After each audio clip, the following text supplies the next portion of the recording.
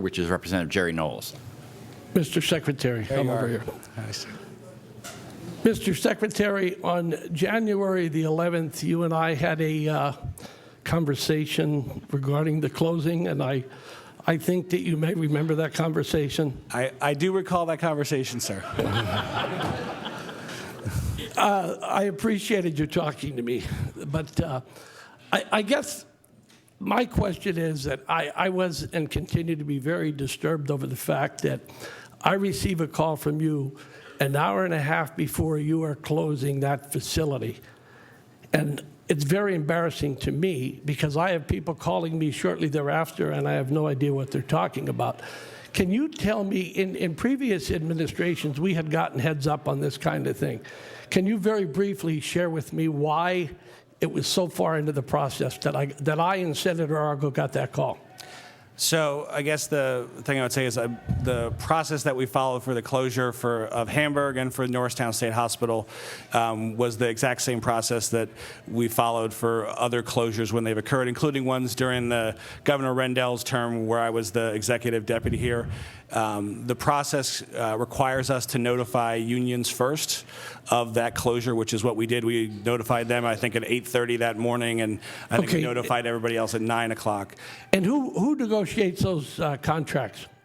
Who negotiates the contracts? It's the administration negotiates it with the union. Mr. Secretary, I would respectfully ask that when you're negotiating with those unions, you remember that there are consequences to those negotiations. And we as legislators, we're a result of the unintended consequences.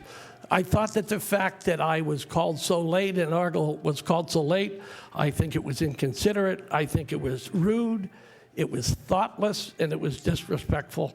And I would hope that you would look at your process closer so that you could be more considerate of the General Assembly. Secondly, there was a hearing that was held on January the 30th, and I've got to tell you, I had comments from people that were there. You could have found a much better facility. Many people believe that the facility was deliberately picked so that people could not get in and be a part of the hearing. I mean, the room was very small.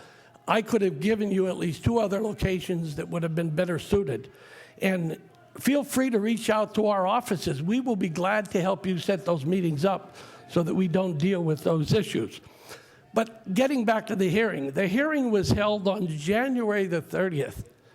Can you please explain to me why you would be holding a hearing 2 weeks after the decision has been made?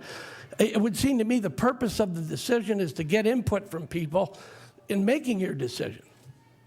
So first, I'd say there was certainly no disrespect or meant by the process the way it played out. Again, it was the process that we've used for every closure when they've gone forward. I regret if you feel that way about that. It certainly was not intended.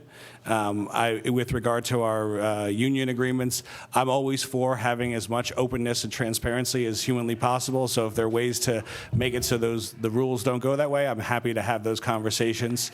With regard to the room that was picked, I have no idea how the room got picked for that for the hearing, and if it was too small, then maybe it had been poor planning, but certainly nothing intentional there. Contact your legislators because we know how to do that. Our staff can be very helpful to you. The only thing I understand was they wanted to have it on the campus of Hamburg, the Hamburg facility, and that was the room that we believed was open to the public that we could have there. That's the only thing I really know about it. It seems to be a little bit of a commotion outside, but the last part of your question, why we held a hearing afterwards, is there's something called the Fairchild hearing, which we're required to have by law. I believe it's a state law, and we were complying with that law to have that hearing. Okay, the last part is really, Mr. Secretary, I would encourage you and anyone else involved in this process to visit the Hamburg Center. There's a reason that those 80 people are there. When you talk about most vulnerable, these folks, we're talking about people with feeding tubes, we're talking about people who need diapers changed, we're talking about people who can't talk and who have associates in that facility that are like family that take care of them. And we need to be certain that these people continue to get that service. Now, I can tell you that there were people that were paraded in there to talk about how wonderful group homes are, and I'm not saying anything against group homes, but we need to make sure that these people get the service that they need, the medical care and the love care and whatever else, because you know what? If they don't get that service, Mr. Secretary, they're going to die.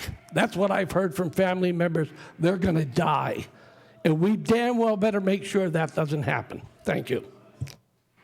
So I think that both you and I have the same goal, which is providing the highest quality care that we can for these folks. We may have a difference of opinion about how that care is provided. Ultimately, though, I just ask that folks keep an open mind as we go through this process. We have had many successful closures with folks who have similar issues, and I think that we can make that transition here as well. So all I ask is that as we go through the process, that folks keep an open mind and we all work together to what I think is our common goal, which is providing the highest quality care we can for folks.